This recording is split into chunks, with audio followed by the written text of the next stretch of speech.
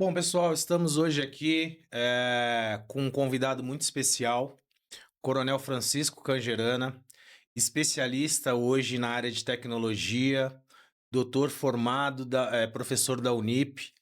E hoje nós vamos falar sobre um assunto que está muito em alta mesmo, né?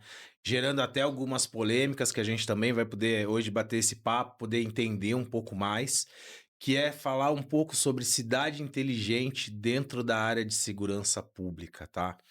Então hoje a gente trouxe um especialista para que a gente consiga levar para nossa audiência, para que ela entenda um pouco mais sobre vários assuntos que vêm surgindo aí, sobre muralha, sobre tecnologia, câmeras hoje, né, que são utilizadas aí, as body cams pela polícia militar e por aí, e daí por diante. Então, Coronel, seja muito bem-vindo.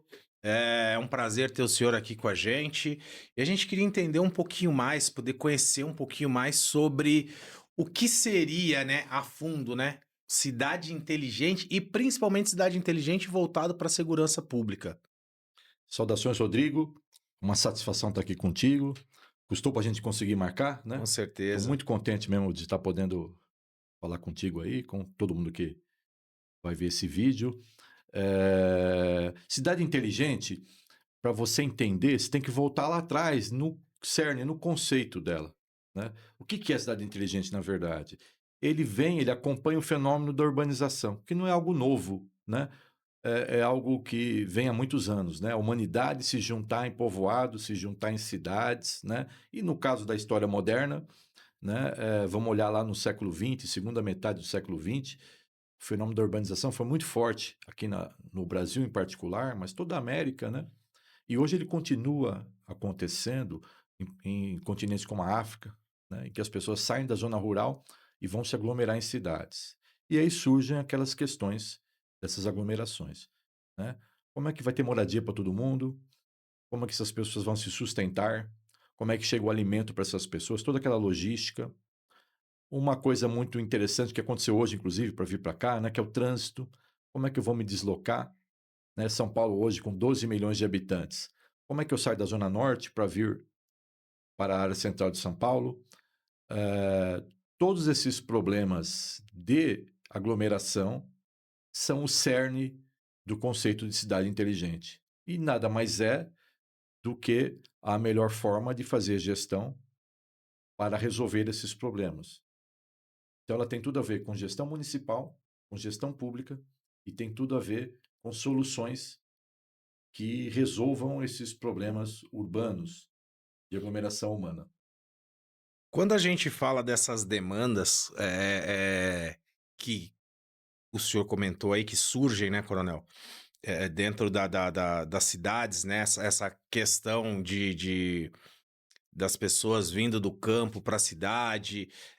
Hoje, quando a gente pensa em soluções práticas, quais são as soluções mais viáveis assim que as cidades hoje adotam ou deveriam adotar, né?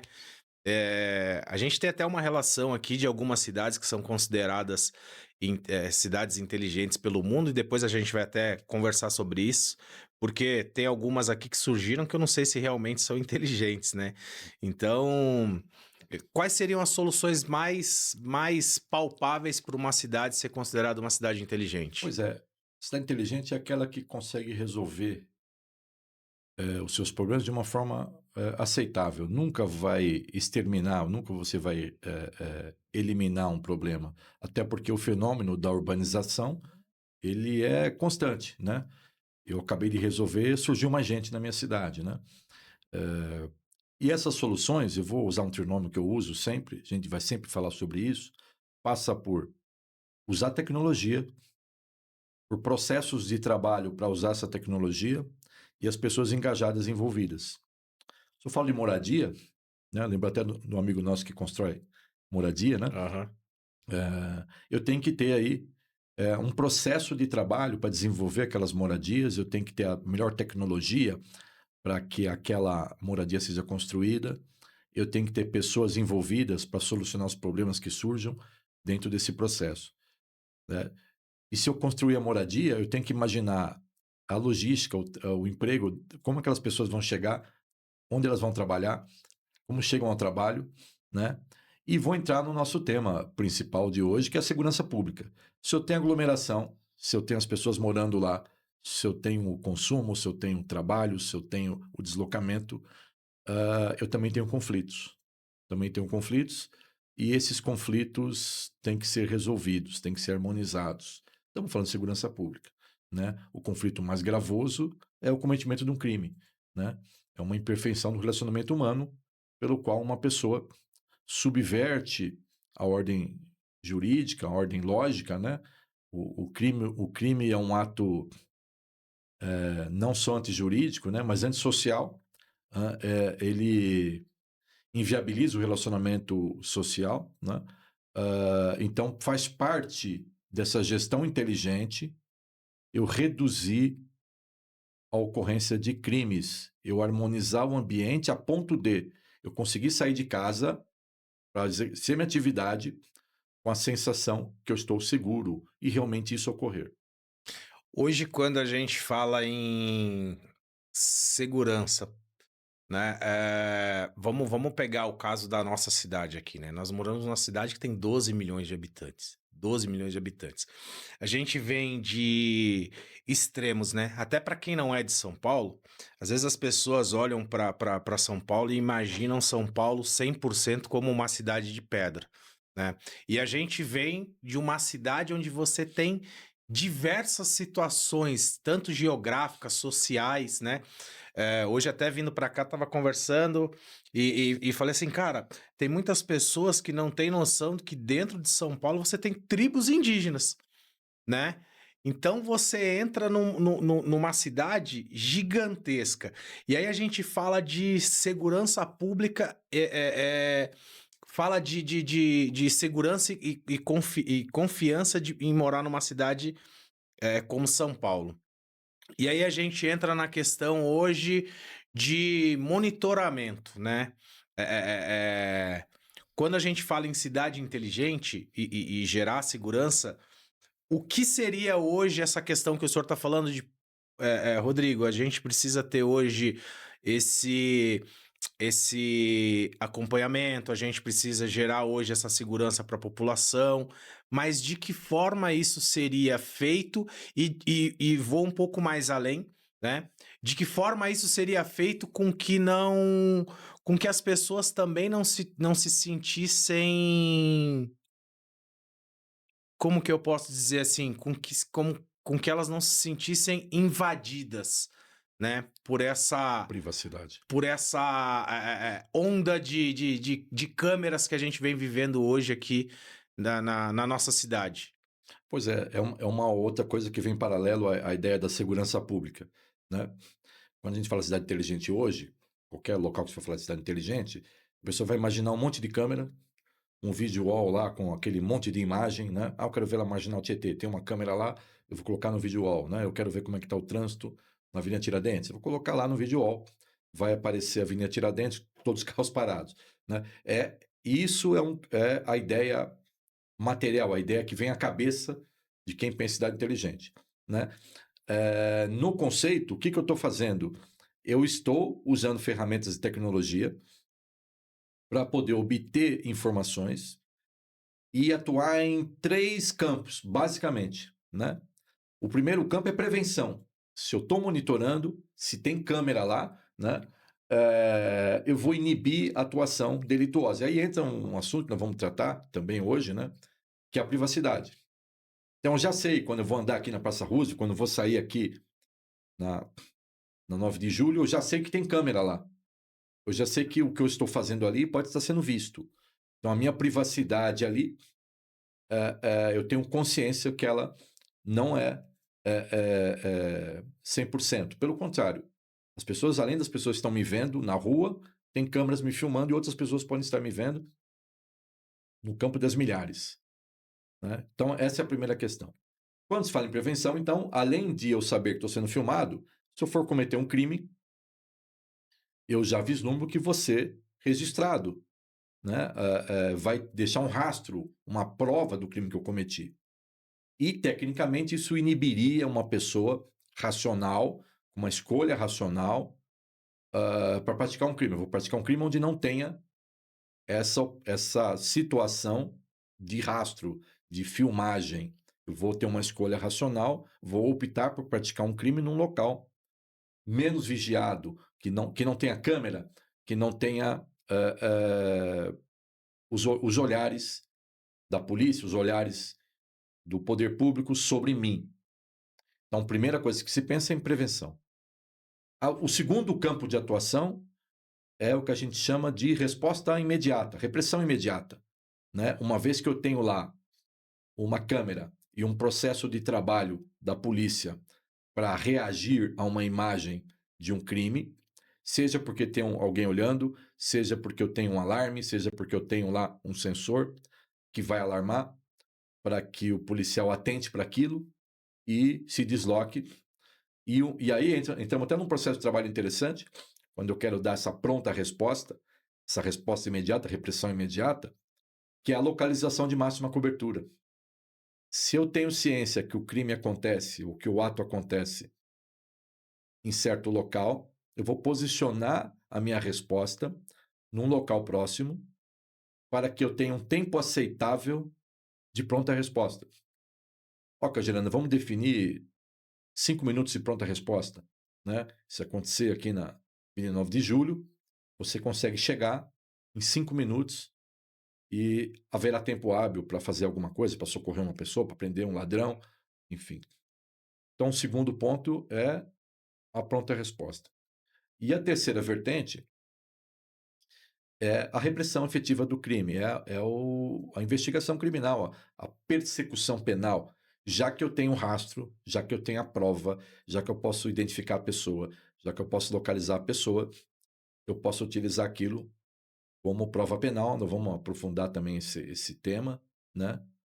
Então, basicamente, eu tenho 3 situações aí: a prevenção, a repressão imediata, a resposta rápida, né? A pronta resposta, e vou ter também investigação criminal, a repressão ao crime através da persecução penal, do processo penal e eventual condenação do criminoso do que praticou o delito.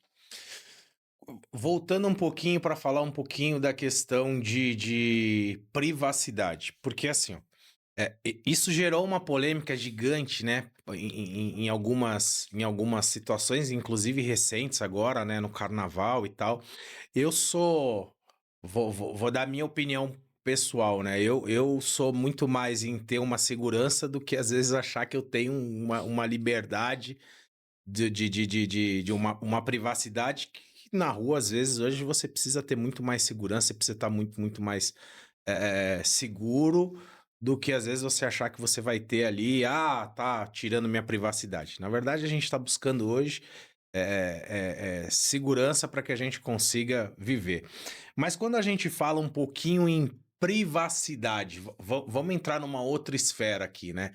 Vamos entrar numa esfera mais voltada pro campo da esfera pública ali. É, como hoje as polícias, o Estado, ele consegue garantir com que, às vezes, a tua privacidade não vaze. Vou dar um exemplo. Você foi atender uma ocorrência, você tá com a bodycam no peito, acontece uma situação, daqui um pouquinho esse vídeo vaza pra uma rede social, tá lá, né? A gente tem hoje as câmeras também nas viaturas, e aí acontece uma situação, esse vídeo vaza, ou numa num Copom da vida, né? Naqueles espaços lá onde tem lá as imagens, que chegam as imagens, isso vaza. Qual que seria a responsabilidade hoje do Estado quanto a essa privacidade para que não vaze essas imagens? Isso tem algum tipo de controle? Como que é feito isso, Coronel? Pois é, a primeira questão é qual é o uso dessas imagens, né? Se eu tenho uma câmera pública, eu instalei ela para atingir um interesse público. Pode ser de mobilidade, pode ser de segurança, pode ser de urbanismo, de habitação, enfim, estou usando aquela câmera para mensurar algo para reagir a algo, para atender ao interesse público. No caso de segurança, é para prevenir e reprimir crimes, basicamente, né? Então, essa é a finalidade. Não é, por exemplo, divulgar um vídeo de uma pessoa, viralizar um vídeo, monetizar um vídeo, auferir lucro com aquele vídeo, ou difamar uma pessoa com aquele vídeo, né? Esse não é o objetivo, né? Então, quem detém esses dados, quem está com essas informações, tem a sua responsabilidade voltada a ela, né? Uma empresa privada está vinculada à LGPD, ela tem que respeitar requisitos de segurança e os dados que ela obtém do indivíduo, ela tem que tratar eh, respeitando a privacidade da pessoa, né? O órgão público, o órgão de segurança pública, ele tem as suas regras próprias, né? De registrar e guardar essas imagens. E também não pode utilizar para outros fins que não finalidade, no caso da segurança pública, no caso de segurança, segurança pública. Então é vinculado, aquilo tem que ser usado para aquilo, né? Entrando então na cibersegurança, a gente vai avançar mais para frente um pouquinho, né? Os sistemas têm que ter proteção de dados, né? Nós vamos aprofundar na sequência aí, mas tem que ter proteção de dados. Mas eu queria aproveitar para falar, já que falamos tanto em privacidade, né, de direitos fundamentais, né? O ser humano tem direitos básicos, fundamentais. Todos temos, né? Então, quando a gente vive em sociedade, notadamente numa cidade, uma aglomeração, nós temos direitos nossos, individuais, existem direitos sociais, que envolve a coletividade, né? E existe o interesse público.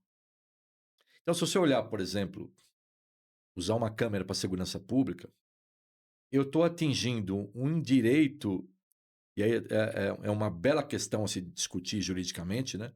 Mas é um direito individual, está no artigo 5º, no caput, direito à segurança, né? Ah, mas eu preciso entrar com ação contra o Estado para ter segurança? É uma grande questão, né?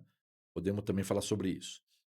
É um direito social, no artigo 6º, ou seja, eu como pertencente a uma coletividade, eu tenho direito à segurança dentro dessa coletividade, a coletividade tem direito à sua segurança, né?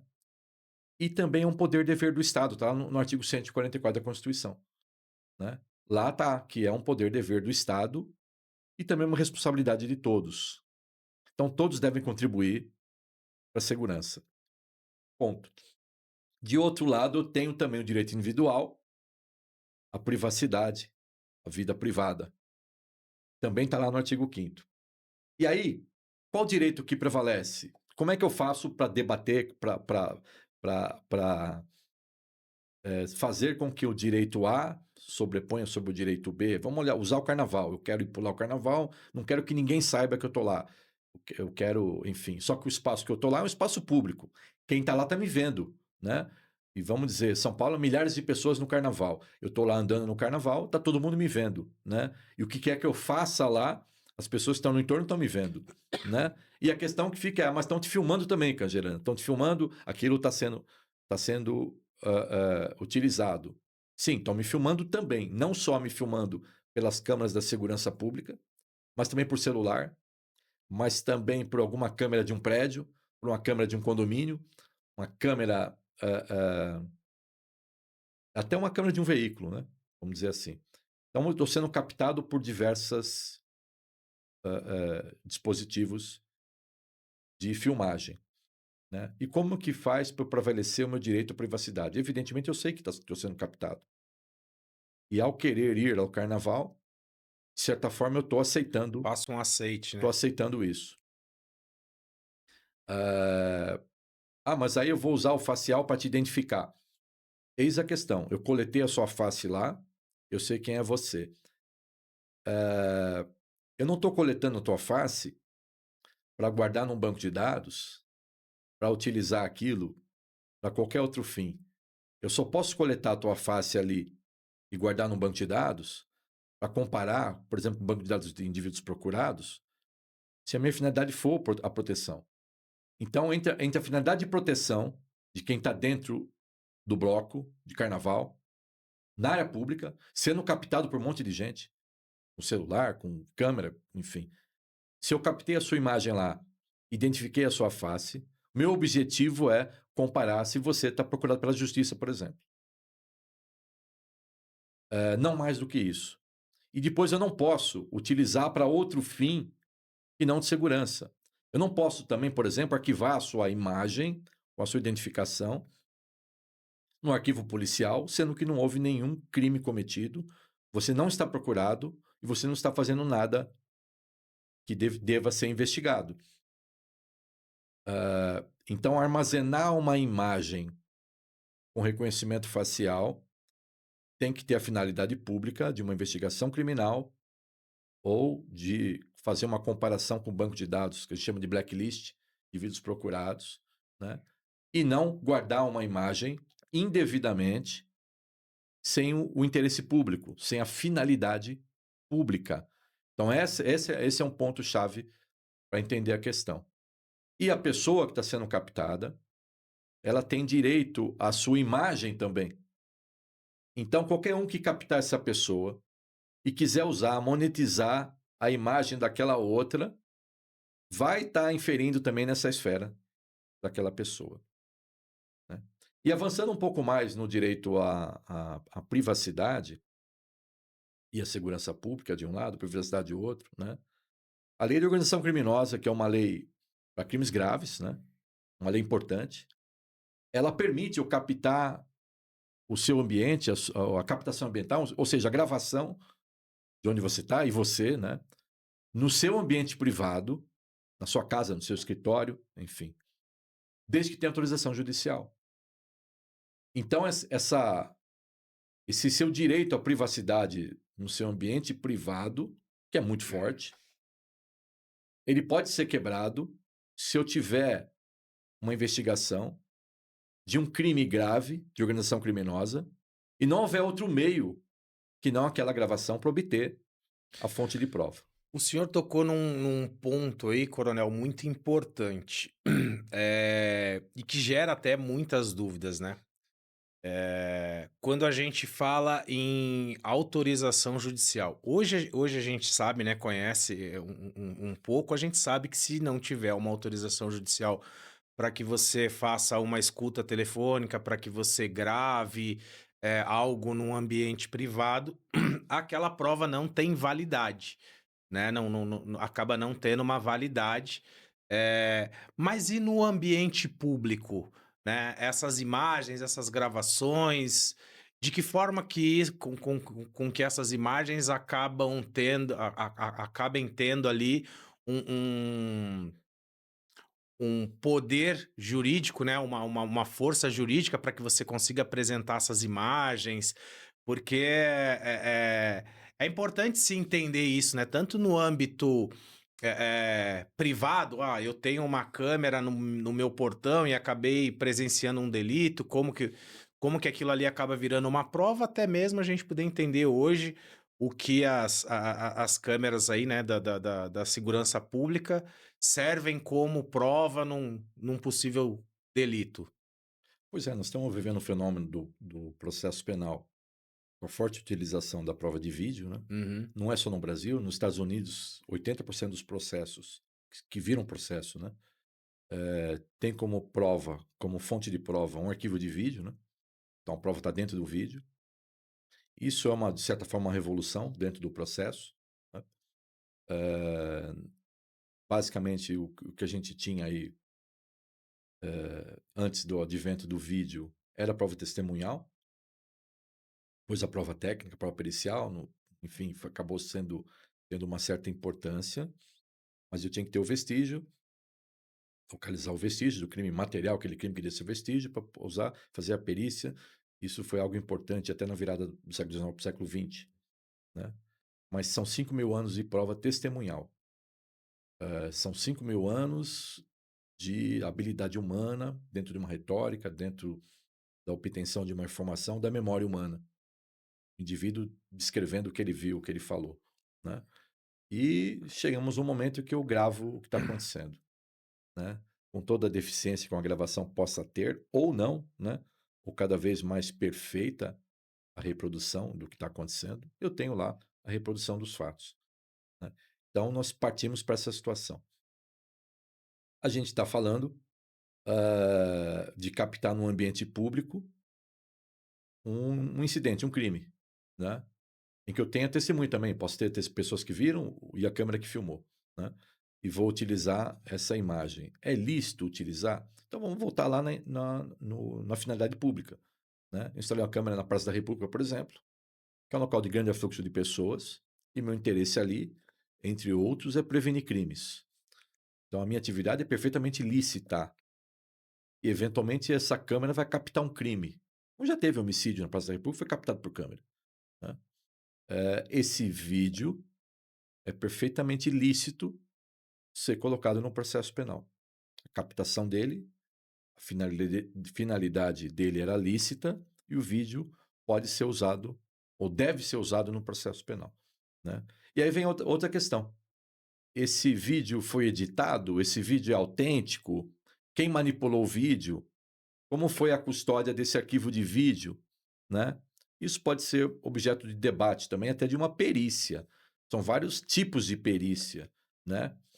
Um sistema do Estado, o ideal é que ele tenha o máximo de autenticidade, né? De comprovação de autenticidade, né? E que tenha todos os registros do que aconteceu com ele de acesso, né? A gente chama de metadados, com todos os logs, os registros das pessoas que manipularam aquele vídeo. Isso pode ser utilizado também. Mas no ELID não é proibido eu ter um vídeo que foi gravado por alguém no espaço público, captou um crime e não tenha essa essa proteção, enfim, essa possibilidade de auferir a autenticidade dele. Então, o que vai ocorrer, né? Havendo dúvida sobre se aquele vídeo foi manipulado, foi editado, se ele não corresponde à realidade, você vai submeter uma perícia, né? E a perícia vai dizer, dentro do que for possível, qual é o grau de autenticidade, qual é o grau de manipulação ou não daquele vídeo, né? Então, respondendo a sua pergunta, é perfeitamente lícito captar no ambiente público o crime e utilizar no processo. Não tem nada que tenha que fazer de diferente, não. É, Um vídeo normal. olha só que interessante, eu vou andar na Praça da República e eu vejo um crime, eu sou testemunha. O meu testemunho é lícito, estava lá por qualquer finalidade, não importa. E eu vi o crime. E o espaço era público, eu poderia estar lá. Então, o meu depoimento ali é perfeitamente cabível, né?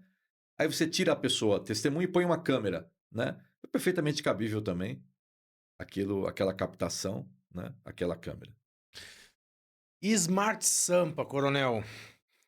Hoje é um debate aí gigantesco, né? Sobre em cima do Smart Sampa.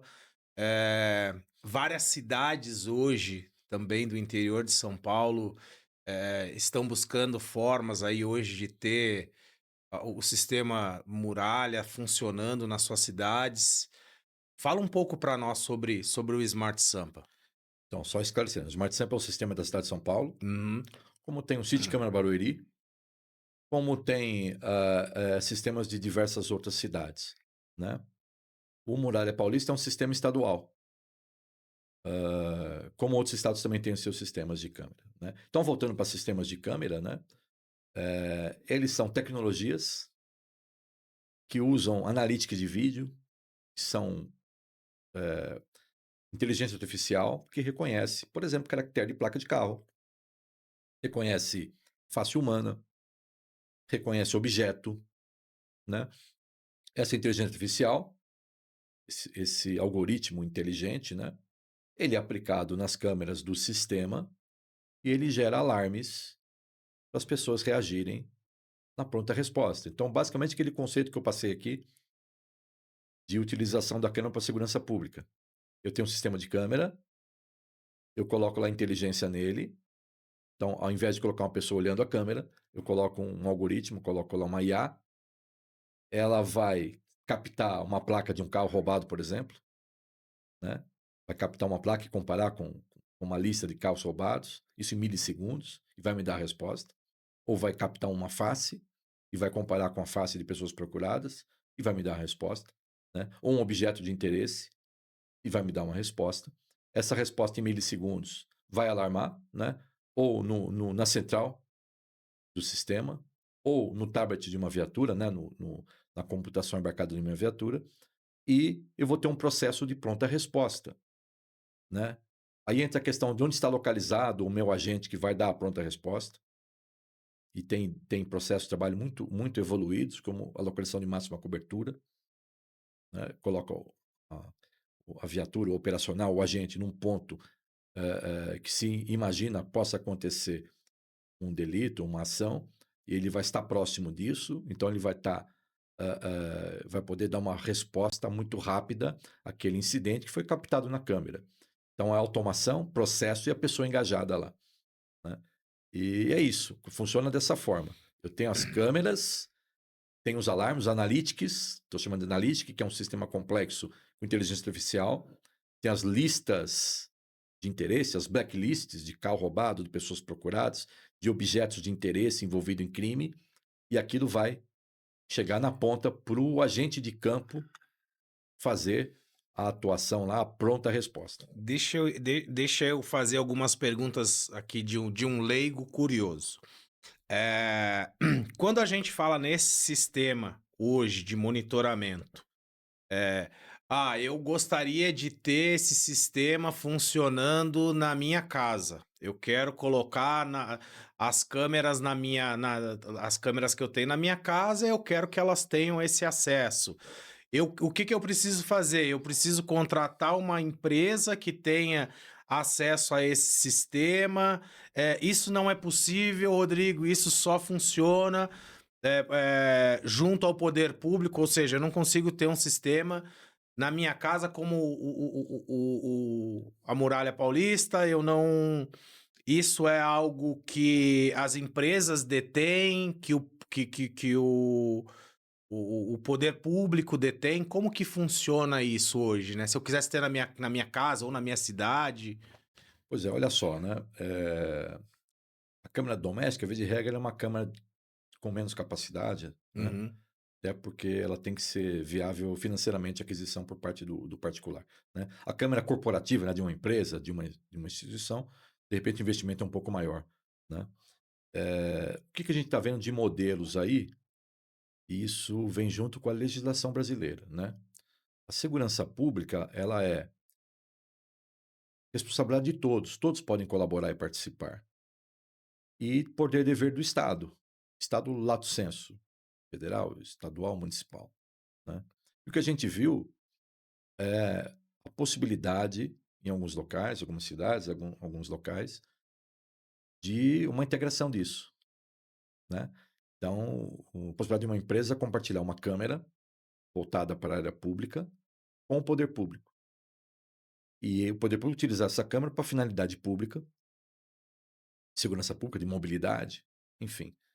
Ele vai emprestar aí uma finalidade pública para aquele objeto, aquela câmera, cuja finalidade era o uso privado. Vou pôr uma câmera na minha casa para registrar lá o meu quintal, para registrar o meu cachorro no quintal, registrar se alguém vai entrar no meu quintal, para registrar se o meu portão ficou aberto, para registrar, enfim, eu coloco câmera para múltiplas finalidades, né? E a partir do momento que eu posso compartilhar aquilo, e somente interessa ao poder público aquilo que é vinculado à área pública, não interessa ao poder público a área interna de uma residência, né? Nenhum modelo que a gente viu aí tem isso, né? Você compartilha essa área pública que está na frente da sua casa, né? E de certa forma você está potencializando, você está capilarizando, maximizando os olhos aí do Estado para poder atuar na segurança de todos, né? Então isso existe. Vou citar exemplos aqui, né? Já que falamos, né? São Paulo tem essa possibilidade, Barueri tem essa possibilidade, e um exemplo importante é a cidade de Atlanta, lá nos Estados Unidos. Você compra um sistema e integra com a polícia, né? Então isso é perfeitamente possível. Vou aproveitar a deixa para avançar num assunto que é a vida privada de novo, né? Então estou lá dentro da minha casa, né? Eu estou incomodado com uma empresa de segurança do meu condomínio que colocou a câmera no portão e no portal de entrada, as ruas internas do condomínio são gravadas, aí integrou com a polícia, com a Guarda Civil, integrou com a Polícia Militar. está me incomodando, essa empresa está criando poder sobre os nossos dados, ela sabe quem entra, quem sai, enfim. Esse é o grande dilema que foi me colocado em certa ocasião, e que é relevante falar sobre isso aqui também, né? O que acontece? O mundo moderno, você tem o seu rastro, a sua vida registrada. E isso é algo que você não consegue remar contra, nadar contra, né? Uma pessoa me aventou essa questão para um debate, né? Mas tem a câmera, tá me filmando, eu não quero, vamos restringir, vamos criar lei, vamos proibir, vamos não sei o quê. Eu falei, vamos começar proibindo o uso de celular, então, né? Porque no nosso celular, ele está conectado em estações de radiobase, as herbes, e a empresa telefonia, ela tem lá o meu dado guardado, onde eu estive, por triangulação, ou enfim, por alguma outra metodologia, ela sabe onde eu estive com o meu celular, né? Ela não vai compartilhar isso com ninguém. Ela não pode compartilhar isso com ninguém, né? Mas ela tem isso lá. E a finalidade de usar isso aí é, por exemplo, uma investigação criminal. Ocorreu um assassinato, você é suspeito. O corpo foi deixado no local ermo, no local afastado. Mas pela triangulação, eu descobri que você esteve lá com o seu celular. Na investigação criminal, você vai usar isso, né? O que não quer dizer que a empresa pegue isso e utilize contra você. Mas ela tem esse dado Informação. lá, essa informação. E isso é importante saber, e é importante que tenha controle sobre isso, tenha leis que vedem com que o uso desse dado seja para outros fins que não o fim público de proteger a sociedade, de fazer a persecução penal, de demonstrar, provar a autoria de um crime, né? Então, esse é um ponto importante. Se eu estou com o meu celular dentro da minha casa, de certa forma, a minha privacidade lá dentro está menor do que quando eu não tinha o celular, porque eu estou sendo captado, está sendo armazenado, teoricamente está protegido, mas os meus dados estão lá. E se eu abro o celular e entro numa rede social, envio uma foto, entro numa live, sei lá, aquilo está sendo também multiplicado. Então, a nossa privacidade hoje, até por escolha também, e às vezes não por escolha, por adesão, necessária adesão a uma vida numa cidade, numa aglomeração, você acaba entrando, você acaba reduzindo o seu grau de privacidade. E é uma verdadeira adesão. Não se vislumbra hoje uma pessoa sem celular, né? É possível? É, mas é difícil, porque muitas atividades do cotidiano são feitas. Através do celular. Celular, por exemplo, chamar um carro de aluguel, um Uber, né? Por exemplo, pagar uma conta, por exemplo, fazer e até fazer uma chamada de telefone. Telefone fixo hoje é algo muito pouco usado, ou algo que está se tornando aí um objeto, um sistema, né? Cada vez menos utilizado. Coronel, então, quando a gente fala em cidade inteligente voltado para a segurança pública, a gente também precisa entender um pouquinho sobre equipamento. Por que essa pergunta? Porque hoje não é qualquer câmera que a gente consegue utilizar para segurança pública, né? A gente vê até várias cidades com totens e tal. Tem algo específico que essas câmeras precisem ter? Existe algum equipamento específico para que esse controle e essa parte aí da segurança funcione? Como o senhor falou, né? Você não vai ter um investimento na tua casa igual o de uma empresa que tem, né? São equipamentos diferentes, né? Para poder atender, às vezes, um algoritmo Perfeito. diferente, um software diferente. Pois é, nós estamos falando de sistemas, né? Então, a parte visível é o terminal, né? O captador da imagem, que é a câmera. Uhum, Então, tem lá a câmera, diversos tipos de câmera e diversas finalidades, né? Falamos, por exemplo, aqui de um totem com uma câmera dentro, uhum. né? O totem tem muitas outras finalidades para além da câmera que está dentro dele, né? E ele tem a situação em que a câmera está lá fisicamente no limite de altura, de posição do próprio totem, né? Eu quero captar a via pública, a rua, a banda de rolagem da rua, né? Eu tenho que ter uma câmera mais alta, posicionada, né?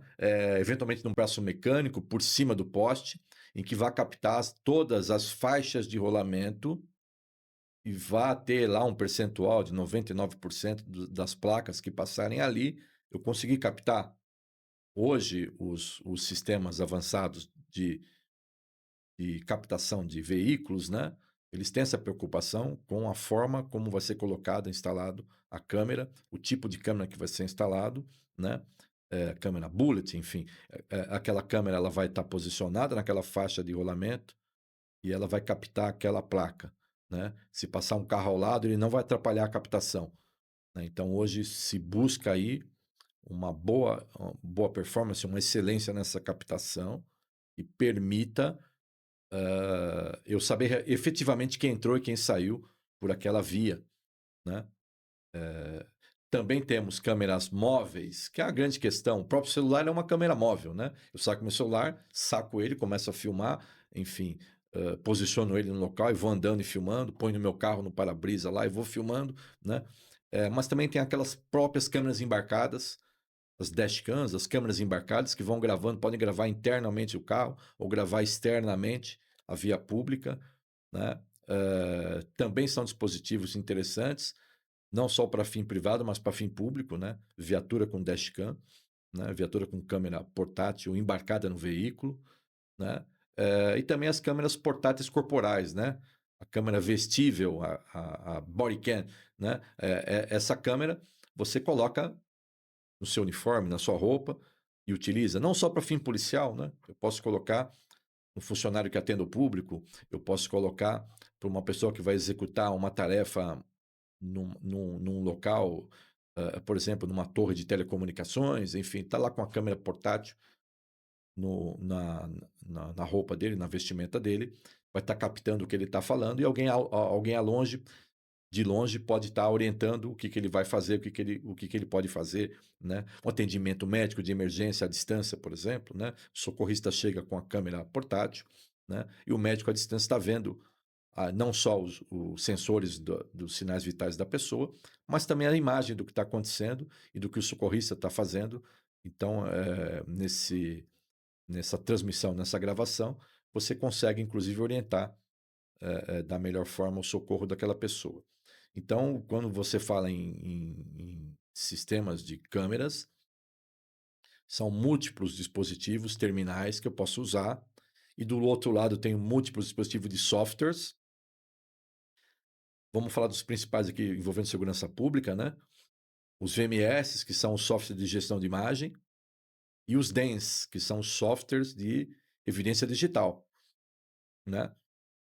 Um VMS importante que ele tenha facilidade para eu acessar a câmera de interesse, para eu visualizar o que me interessa.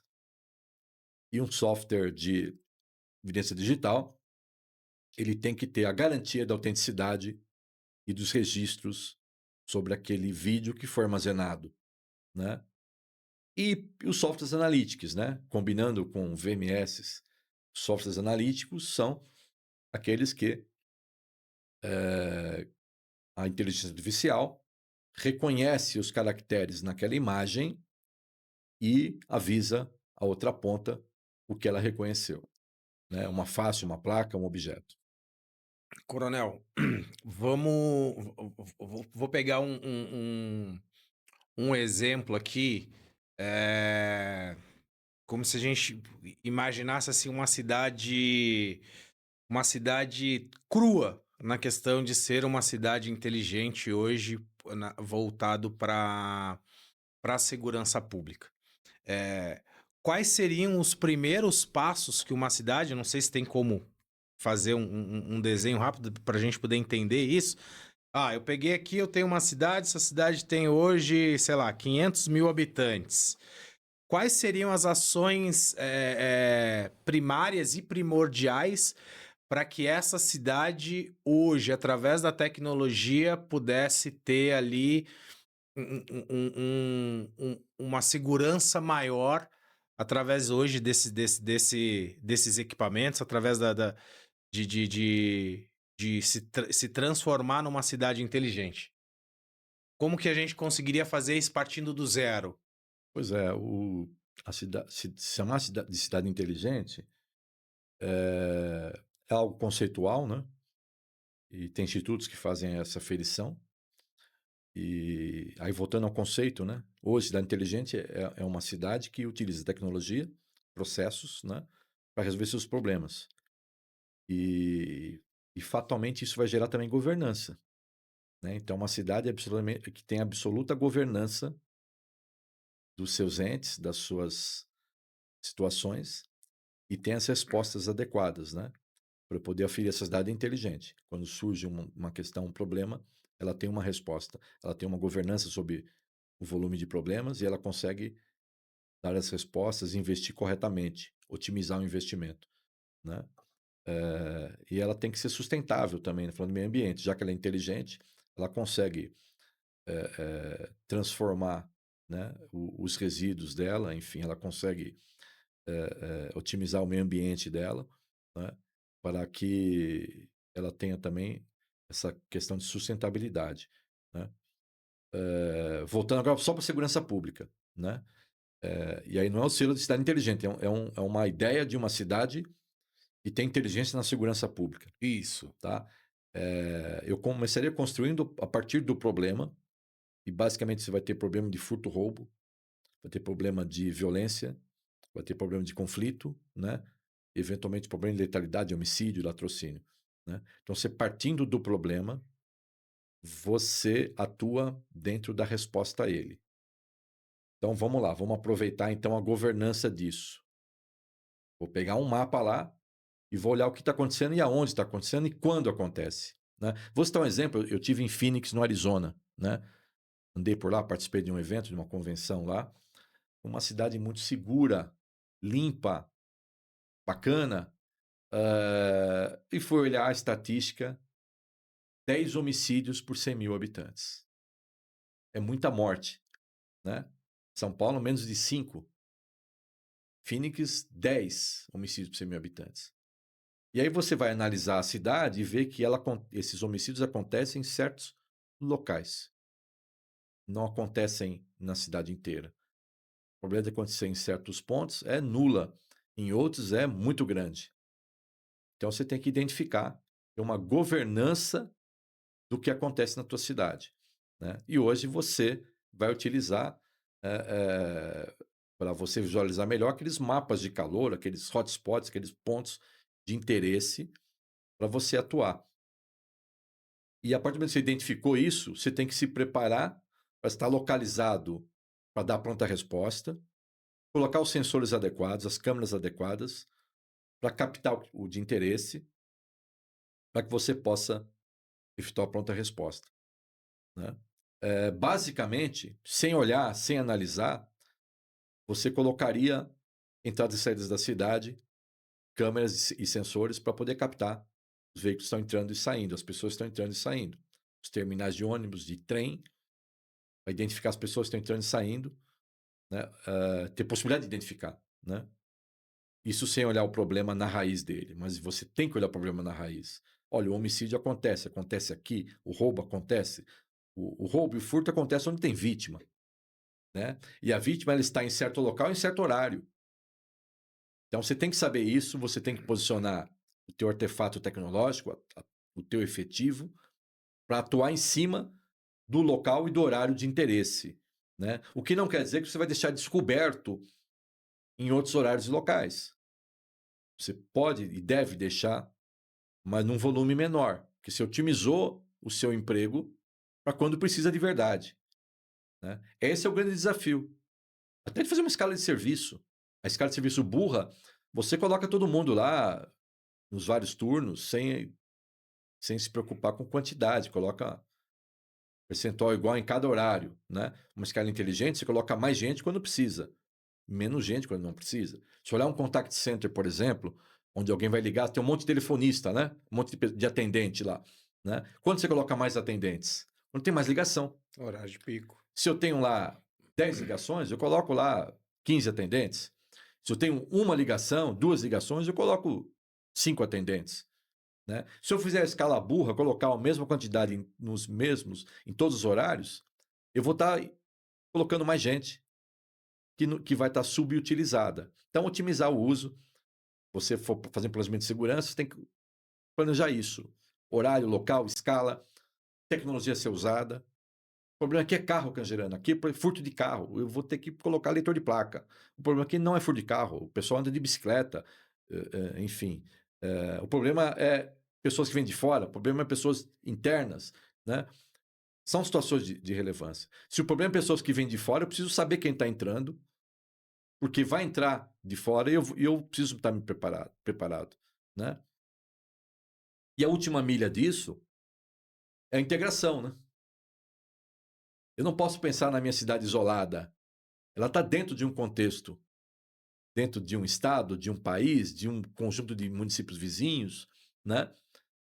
Dentro de um continente. E tudo que acontece ali é possível que se compartilhe informações, que, enfim, você parte da segurança local a contribuir com a segurança regional e com a segurança de toda aquele estado, aquele país, enfim.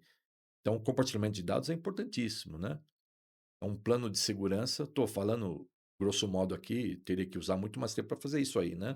Mas ele parte por isso, identificar o problema, localizar o problema no espaço e no tempo, né? Ver quais tecnologias você vai usar, o que existe de tecnologia para você usar, né?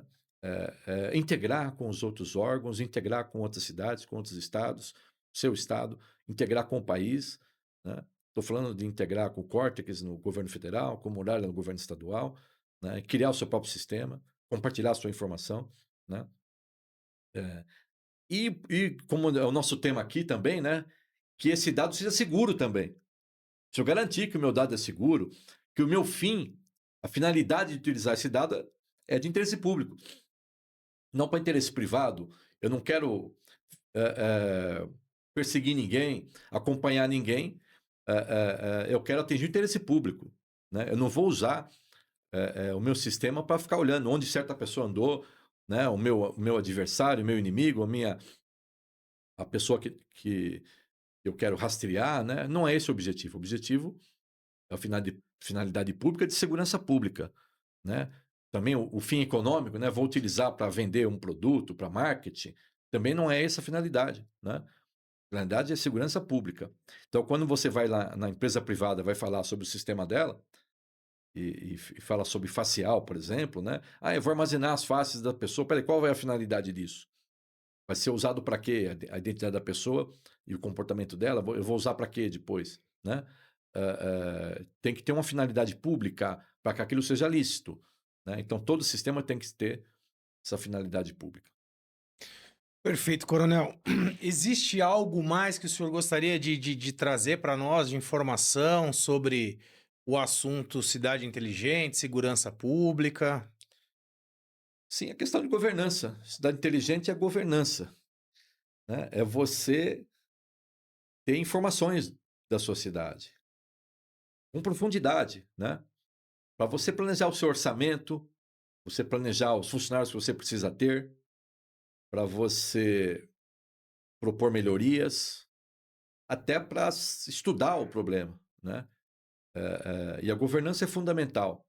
E é algo que você não enxerga muito claro, né? Então, é necessário que os nossos gestores públicos tenham consciência da importância de utilizarem os sistemas inteligentes não só para o trabalho do dia a dia, mas para ter governança do que está sendo feito e, através desses dados que você tem controle, você elaborar os estudos, as análises em cima dos dados e achar o que a gente chama de dado gerencial. Né? Olha, o seu problema é a mobilidade urbana nesse horário, o seu problema é o crime de furto nesse horário, o seu problema é as intempéries, quando acontecem, você tem problema na sua cidade. Né? Isso é oferido com a análise dos dados e você chega na informação gerencial. E a partir daí você começa todo o seu planejamento, né? Planejar em cima de governança, em cima de dados. E a governança também propicia que o seu operacional, a pessoa que está trabalhando, trabalhe melhor, né? Você tem informação. E um negócio importante para quem é gestor, né? Premiar quem trabalha bem, melhorar quem não está trabalhando bem, e só se você tiver governança. Senão vai ser, a gente chama de me engana que eu gosto, né? Todo mundo está lá fazendo com que está trabalhando, né? Mas você não está sabendo o que cada um está fazendo de verdade. E aí realmente você não vai estar premiando ninguém, nem está corrigindo ninguém. Você está meramente deixando a coisa rolar, a coisa acontecer. Gestão, né? Tem que ter gestão Gestão, para gestão. que também as coisas É, aconteçam, né? Vem muito de encontro com o que o senhor falou ali sobre a questão da escala burra, né?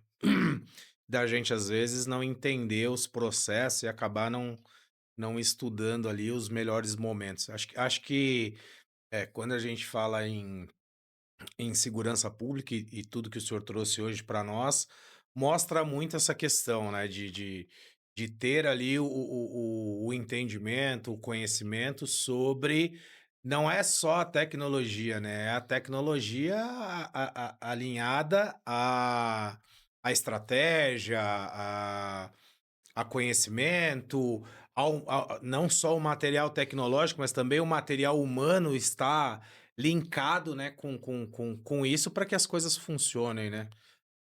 tecnologia te ajuda no planejamento também, né? Você hoje tem algoritmo que faz análise prescritiva. Faça isso, né? Então, é algoritmo que já faz por você. Não precisa nem falar prescrever. Ele já elabora a correção, né? Ele elabora a escala sozinho, sem você pensar, né? Ele te entrega uma escala pronta, com base em inteligência, com base em otimização de pessoas, recursos, né? Então, você ter tecnologia, você focar em inteligência dos seus recursos, hoje propicia uma melhor gestão. Muito melhor do que no passado. Já não tinha nada disso, né? Lógico, eu tinha intuição, eu tinha capacidade de olhar as coisas, de agir, mas hoje é muito mais fácil você obter dados e números e também observar, obter amostras, né? A qualitativa da coisa, a quantitativa do problema e poder chegar na solução ou até um algoritmo te dá uma solução. Você só vai homologar ou não aquela solução que foi prescrita por um algoritmo, por exemplo, né? Mas para isso o dado tem que ser confiável, né?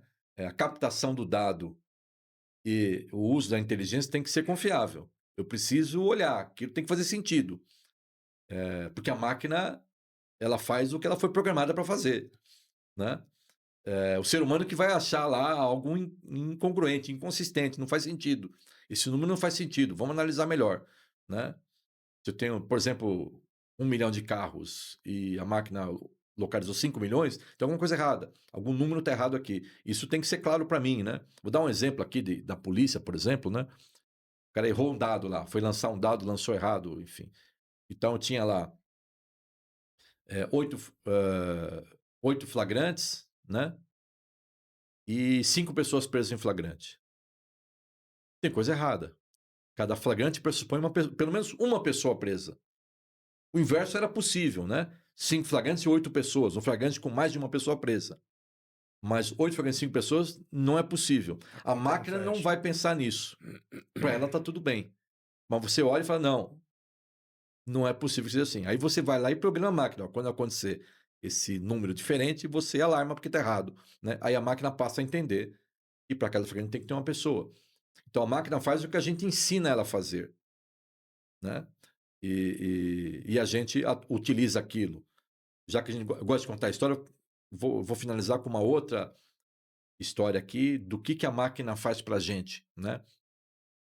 Tínhamos lá na Companhia Escola da Formação de Sargentos a emissão do ofício de apresentação do sargento aluno do novo sargento formado, né? E você fazia um ofício por vez numa máquina de datilografia. Aí veio o computador, você conseguia fazer no computador, né? Um por vez também, mas já tinha um modelo pré-pronto, só ia colocando os dados, né? E veio uma pessoa que sabia mexer com a mala direta de um editor de texto, que a gente usava lá, e ele olhou o modelo, fez as tabelas dos alunos, logo no começo do curso, e no final falou: eu vou fazer os ofícios agora de manhã. Mas como é que você vai terminar agora de manhã se são 500 ofícios para fazer, né? Não, eu já fiz a mala direta, só apertou o comando lá e a máquina gerou sozinha os 500 ofícios. Era o cabeçalho padrão, tinha lá um endereçamento que mudava, ele colocou na mala direta, o nome da pessoa mudava, colocou lá para remeter a tabela, né, de 500 nomes, a unidade de destino, unidade de origem, ele colocou para buscar na tabela, na coluna destino e origem, e a máquina gerou 500 ofícios em poucos segundos, começou a imprimir e não precisou fazer mais nada. Então, é um exemplo de como a máquina automatiza alguns processos, e às vezes todo o processo, mas o ser humano precisa estar lá para acompanhar isso. Bom, Coronel, eu queria agradecer muito a presença do senhor hoje aqui com a gente. Foi um prazer imenso, ter esse bate-papo, poder descobrir, tirar as nossas dúvidas aqui e fazer com que a nossa audiência pudesse entender um pouquinho mais sobre cidade inteligente voltado para a segurança pública. eu que agradeço, Rodrigo, por poder ter participado aqui. Eh, Vamos continuar com a nossa ideia aí de estar sempre tratando desses assuntos e sempre melhorando a nossa vida, a nossa sociedade.